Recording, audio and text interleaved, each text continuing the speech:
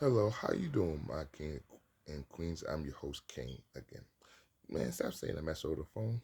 Where I get that from? Seriously, what I would like to say is if you are doing notary alongside the agent, what I want you to keep in mind is when you become a successful loan signing agent, even at the closing table, you may have the buyer or seller might say, how do you get into the loan signing agent business? So what I recommend that you do is you be a little humble with it. You don't have to refer them or hire them or anything, but you could give them your email, you could give them your business card to give them some advice, to give them some tips and tricks to get started.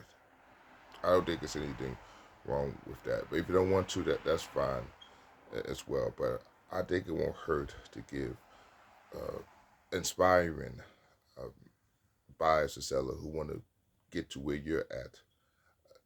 It doesn't hurt to help them or to guide them. I don't think that won't be a bad thing to do. It's up to you. It's your prerogative. It's your discretion. It's your protocol. It's your decision. But I think telling them to go to this person or go to a realtor or you need to do these steps to get started. You don't have to be long. You could tell them after the closing, not before. Take care of the business first, but after the closing, for 5 or 10 minutes, tell them you had to do X, Y, and Z to get to me, to get to where I'm at. I don't think that's a big deal because you're giving back to the community. You could change this person's life. This is good, just as good as charity. You're showing your humble side. You're showing your down to earth side. You say that if I could do it, you could do it. So that's how I look at it as. So if you a loan signing agent, and I know it's you might be times where you're busy and you might be stuck, or you might be um, clutching for time. I get that, but people say I can't tell you what to do now, but I'll give you my business card and you can call me later on, and I'll show you the ropes. But I know you gotta be careful how you word this because then they'll um, like hang on your every word. You can say I'll give you a couple of pointers, or I'll go over the basics and what you have to do to become a successful or certified loan signing agent. I don't think there's anything wrong with that, but I know you have to choose wisely. When you're new to the game, maybe not so much, but after 6 months or a year, or you get comfortable, then I think you can share your expertise, share your skills. You have to maybe give them everything so they won't be overwhelmed. So they won't say, "What do you mean by this?" Tell them the basics. So help them smart, help them in an easy way. Break it down to layman's terms. You can say, "Watch my videos on how to become a successful loan sign agent." You could say, for example, the basics could be making sure that you have your regular notary, making sure you have your stamp, your embosser, making sure that you have your fax machine, your printer, making sure you have, um, you dress professionally, you have a briefcase, making sure that you have connects, making sure that you on, what is it, Google, Google Jobs. I think I'm getting it mixed up. It's Google something. So the title service or um, the title service, the title service and sign service can sign you for future closings or future sign agent assignments. You stick with those fundamentals, then I think that's a good start. And make sure you tell them about the 5 types of closings: the buyer's package, the seller's package, the refinance, the reverse mortgage, the HELOC. I think that's also a decent start to get their foot wet, to get their foot in the, and or to help them to be aware, to help them to be at bay. So you want to tell them enough, but maybe not too much, so they won't get confused or overwhelmed. For the buyers, this is for the buyers and sellers at the closing table. Or even this could be for kids or teenagers too, because being a sign agent is a powerful position. More than you know, it's almost as powerful as the realtor. You're the realtor right hand. Just as you are the lender's right hand man and the escrow right hand man, you're the realtor right hand man. You might, the realtor might be above you, but you're also kind of on the realtor's level too, because you know as much as a realtor, maybe even more than a realtor, and you might even make more money than a realtor. So you have, in some instances, as much power as the realtor, even more power as a realtor, because you can make realtor money and not do as much work as a realtor, because the realtor got to do all that. They got to know the paperwork, got to take the buyer and the seller house to house, and they have to have both communications with the buyer and the seller. So you just had to have communication just with one, either the buyer or the seller. See, the realtor, they had to do both. They had to do double your work. See, so that's the beauty of being a signing agent. You do have to work as the realtor. I know people say, what's the difference between being a signing agent and a realtor? Once again, you can make realtor money and not do as much work as a realtor. Plain and simple. Another thing, too, you could tell the uh, buyer and the seller, or kids, or people who's interested in being a signing agent, you can tell them about the pay too, is when you get really good at your craft and get good at what you do, get uh, gifted and skilled, is tell them the pay.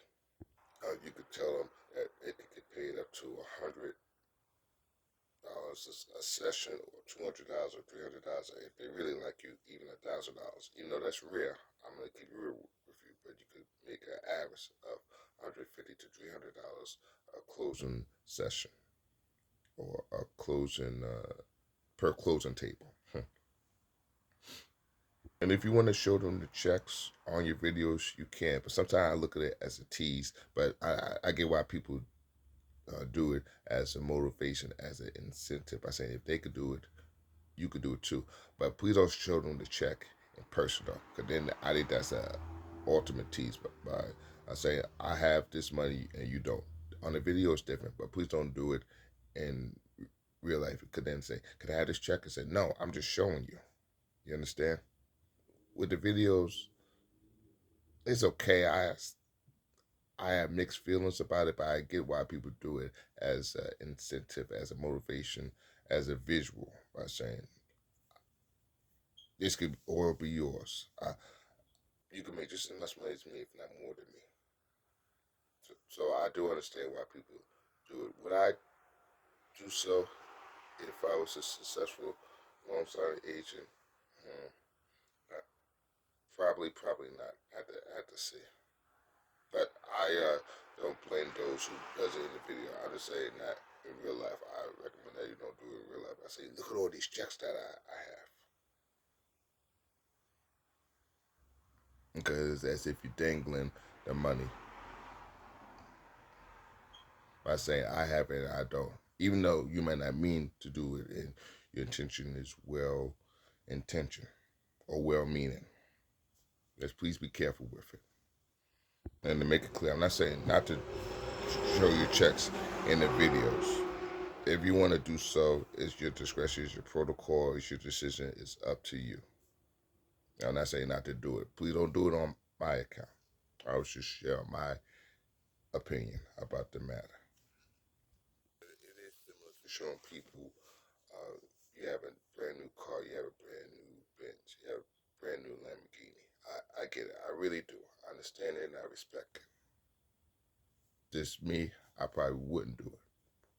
That's the only thing I'm saying.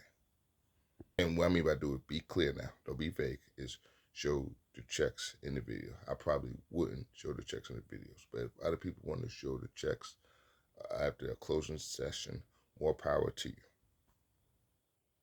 Once again, to make it clear, it's similar to you winning the lottery and you won the $1 million lottery. You happy, you taking pictures, and you're on TV. I know it's the same thing when you show your check at the end of each successful closing. But then, what I'm saying, be careful about doing so in person. Is you showing the person the $1 million check in person, and then even though you're happy and you mean well, as if you're showing the check and the person like, I have $1 million.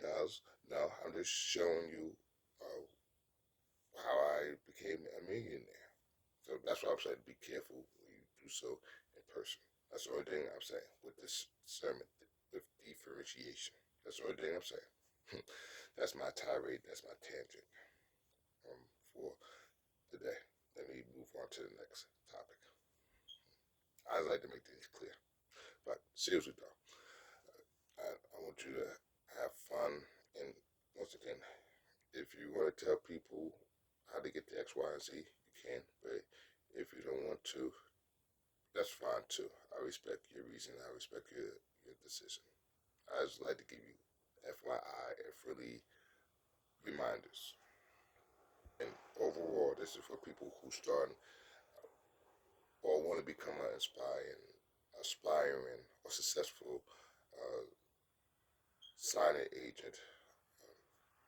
You could talk to your realtor. Now, if the realtor um, say they don't have time for you or don't want to help you, please don't get upset. Please don't get frustrated. Maybe you can get maybe you can get upset on the inside and the outside, but not the inside. But please not on the outside.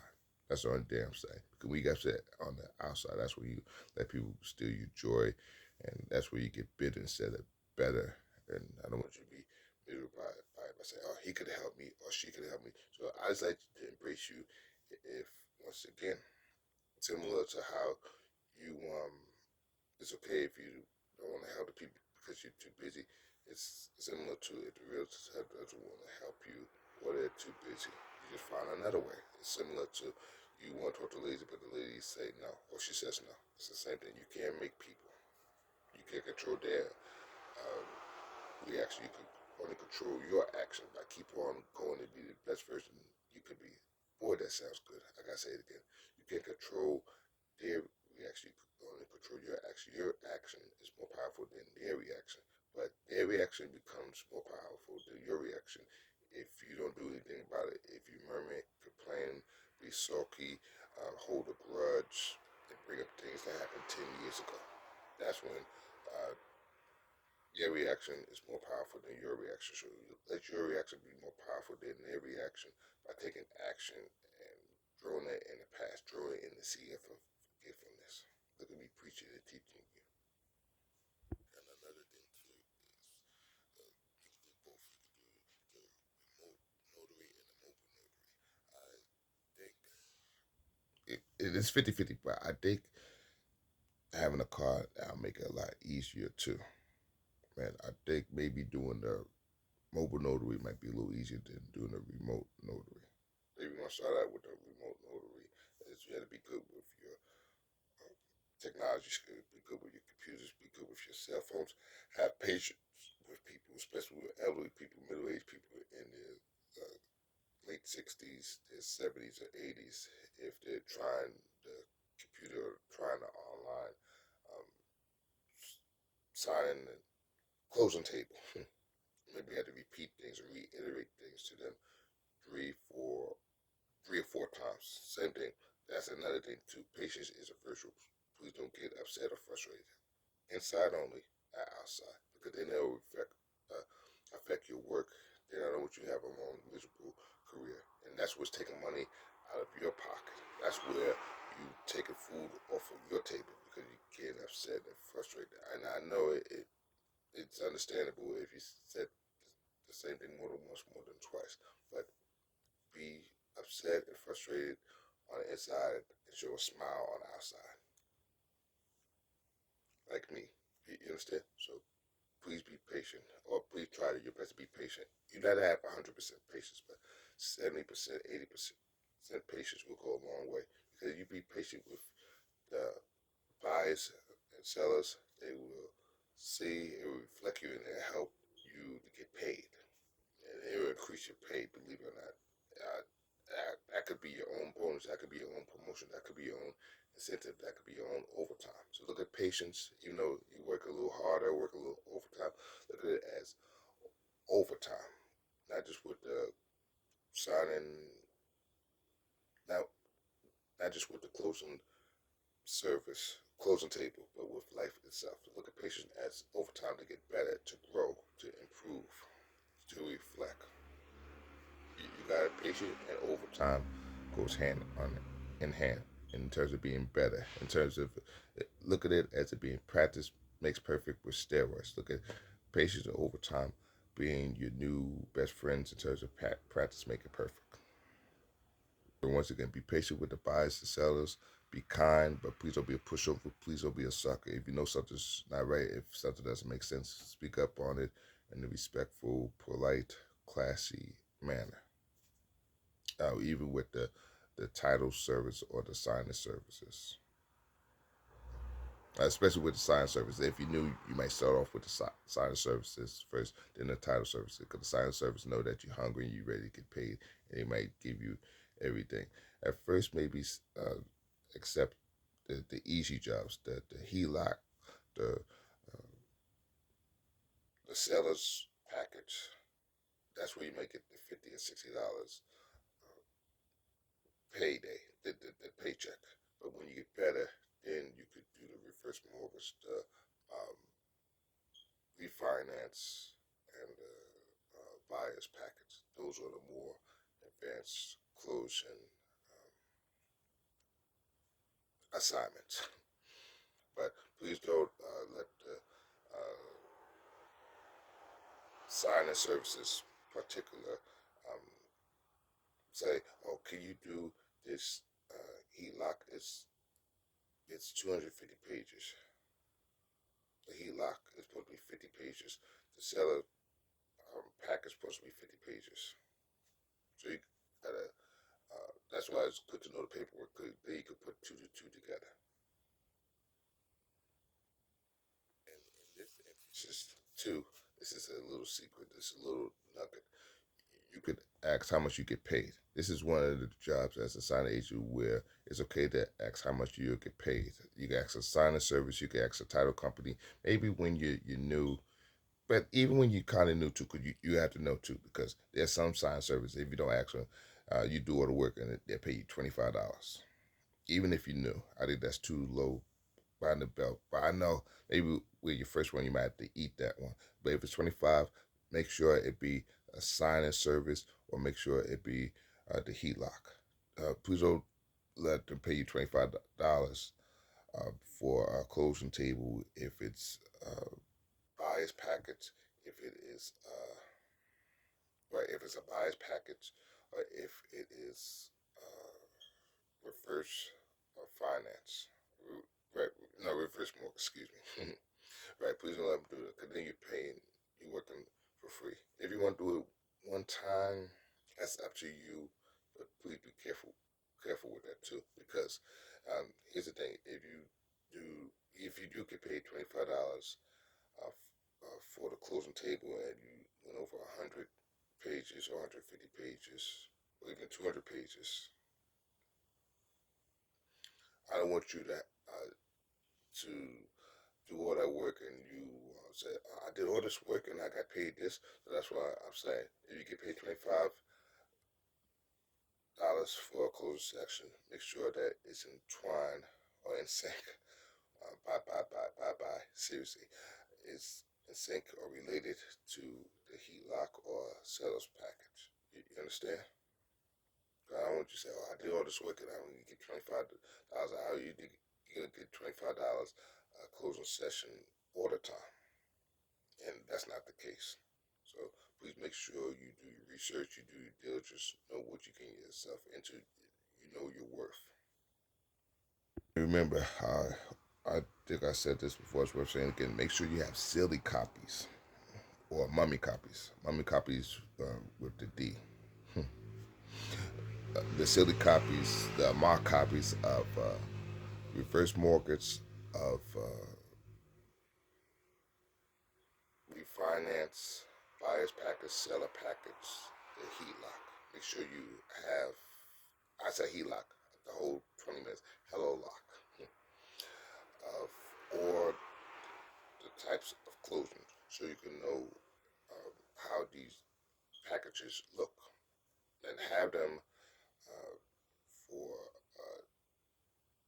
study them for a couple of days, a week, or a month before taking the test, before doing your closing assignment.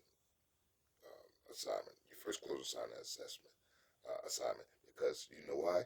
You will have time to get yourself affiliated with this. You have time to assimilate, to merge, blend in, and what's expected of you, especially if the escrow officer, the lender, the title service, the sign service, um, throw you the first assignment out of the blue after you become commissioned or after you become a licensed signing agent. Take advantage of those papers, study those papers as much as possible. So that will help you to go over the paperwork with the buyer and the seller. If they have the what do you mean, you always have an answer for them. You're basically being two steps ahead of the buyer and the seller. That's what it is. Instead of them being two steps ahead of you, you'd be two steps ahead of them. You always have an answer for their questions. But you supposed to explain the what instead of the how and why. But it doesn't hurt to occasionally explain the why and how. They say, what do you mean?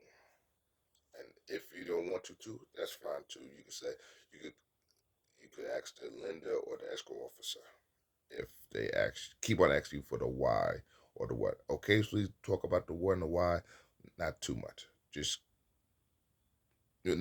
I say occasionally talk about the why and the how. I say that, but your primary job is to explain the what. This is what this paperwork is for. The why and how, that's a little deep. That's a little advanced. Occasionally talk about the why and how. If they keep on going on about it, then you ask them to talk to the lender and the escrow officer. And they keep asking questions for every single thing.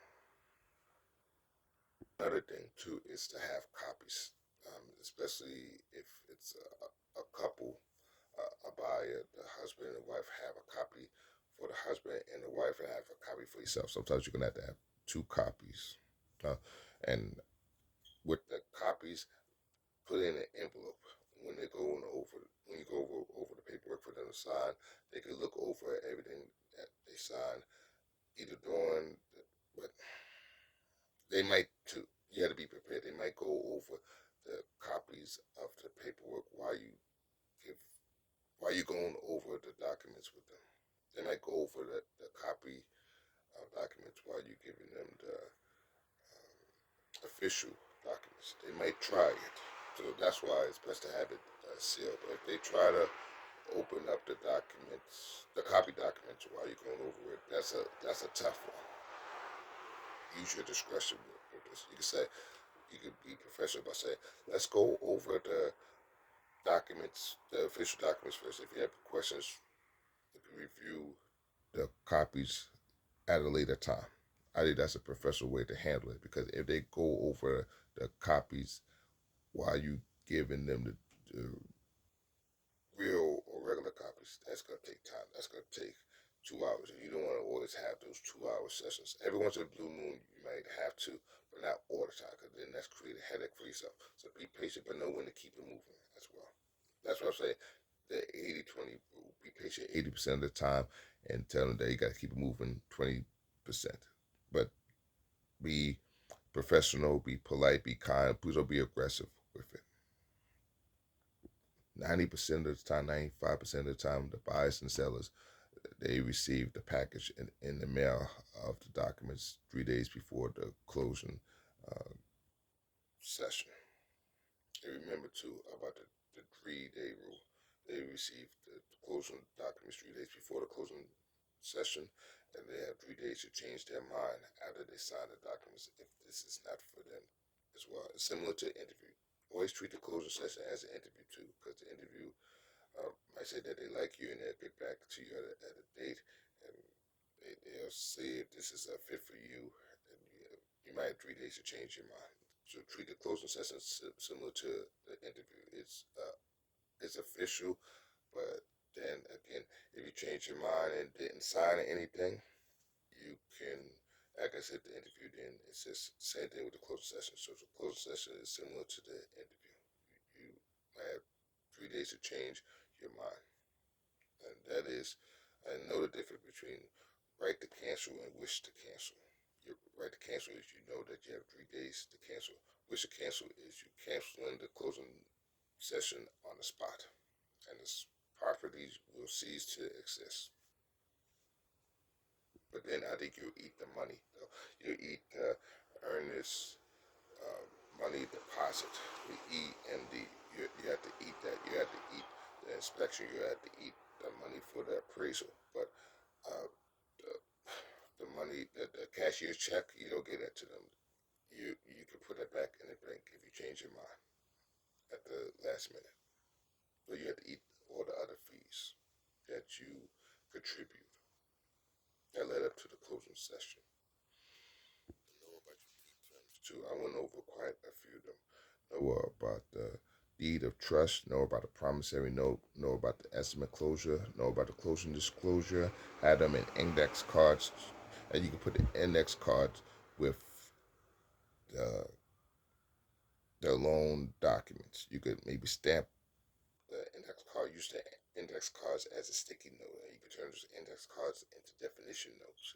Then you have two for the price of one. You always have two of everything. You have the index cards. The index cards will be your sticky notes and dictionary at the same time, and explain what each document means. That's what I recommend that you do, and this will help you with the notary test. And you can take these documents with you. You can have it in your briefcase as a peace of mind, or have it in your car uh, as positive affirmation by saying that you know what you're doing, even if the buyer or seller is asking you all these questions, or if you're having a hard time during a certain closing session. I keep saying closing session, closing table. And that's another thing too. If you're a counselor, you could put being a counselor and a signing agent together, because you might even have an interview too by saying, how would you use your counseling session as a future uh, loan signing agent? How can you use both um, backgrounds? You say, well, I had the best of both worlds, because I can use my business hat as a signing agent. I can use my counselor hat as a counselor by being patient, by being empathetic, by saying, I know this is nervous, I know this is confusing, I know this might be new to you. I'm here to help you see the light at the end of the tunnel. We'll make it in the finish line together, because we are a team. Um, Dream work makes a teamwork, so we are the dream team. And you could tell them that you're here to support them, and you can use the scaling method, because you may have people who might be nervous, who might be anxious, who might have jitters, who might be confused, who might be a little antsy, who might be a little aggressive, and you could calm them down by trying the 4-7-8 breathing technique. By breathe for 4, hold for 7, breathe out for 8. I know I said that kind of fast. Breathe for 4, hold for 7, and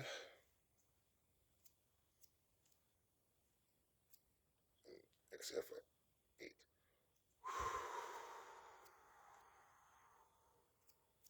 You can do that 4 times before you black out. And you never know. That could change that person's life. That can make the closing table easier if the person has cold foot and doing the closing table, because they don't know what to expect. Because you're asking a lot from them. 100 pages is no joke. 150 pages is no joke. 200 pages is no joke. They put their lives in your hand in terms of getting the property. So you gotta, even if you don't have counseling background, but you kind of are their counselor, because you are the mediator. A counselor is a mediator. A counselor is an advisor. So you're a counselor, but then you're not a counselor, where you can understand and relate to them by saying, I know this is new to you. I know you don't know what to expect. I know it's similar to a wedding day. You get married to the house. I know it's similar to graduation. I know it's similar to the prom. And you might be nervous and excited at the same time. But let's put it together. Let's turn that nervousness into excitement. See, and that's turning the negative into the positive. So you can help the person to be calm by please don't be insensitive by saying, "Oh, we gotta hurry up. I know you're nervous, but you gotta shake it off. You gotta suck it up. We got stuff to do. Time is money. I got people, places to go, and people to see. Please don't do anything along those ways, because that's where the person will get comfortable and change their mind and call a lender or escrow officer on you and all of you. But I'm just playing. That's not gonna happen to you. Never, Jack. Jack, it's not happening, Captain." But I tell you what, if you are a counselor, a driver, and a loan signing agent, that will help with your money, with your payment. That can help you. That might, don't quote me now. Don't shoot the messenger, or don't beat the messenger. That could help with your salary. That could help you to demand as much money as you want. That could help you to get paid $100, $100,000 a year to maybe even $1 million a year if you stay at it. Just your food for thought, just for your FYI. You can still make $1 million a year. You might if you just a loan sign agent. Even if you don't have a car, if you do it remotely instead of mobily. Just saying, there's a lot of ways we can make $100,000 a year, $200,000 a year, or even $1 million a year. Another tip that I want to share with you too is with the FedEx package. You can use the FedEx package as your notes too, as your sticky note of the type of closing session. You can put the keywords of the types of documents on each um, FedEx box. For example, you could say this FedEx box is for the reverse mortgage. Then put the order loan signing documents or terms underneath the closing session. So, for example, the first FedEx box could be for the reverse mortgage. So, use a permanent marker and put the 10, 20, or 30 type of terms for the reverse mortgage.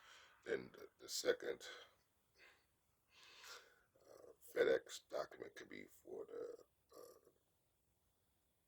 refinance. So you put the terms under the refinance for the reverse, for the refinance um, FedEx envelope. The third FedEx envelope could be for the buyer's package. The fourth FedEx envelope could be for the sales package. The fifth uh, FedEx envelope could be for the Hello Lock closing. We just say to use the FedEx envelopes, as you know, because the FedEx envelope is important. That's what's going to help you to get paid. That's what's going to help you to seal the deal for the close session. Because if you don't put that FedEx envelope in the mailbox or at the post office, then you don't get paid. That's your receipt that you did your job done, well done, most of the time. And be prepared. Please don't get upset or frustrated if the lender, the escrow officer, the title service, the sign service said you had to go back because you forgot a document or two. It happens. It even happens to the best seasoned signing agents. Please just do your job. Keep it professional by saying, no problem. I got you. Anything you need. And keep it going. I think I said everything I need to say. Thanks for listening. Please have a blessed one. See you later. Stay blessed. God bless. I will talk to you later, my kings and queens. This is your host, King, as always. I will talk to you later. God bless.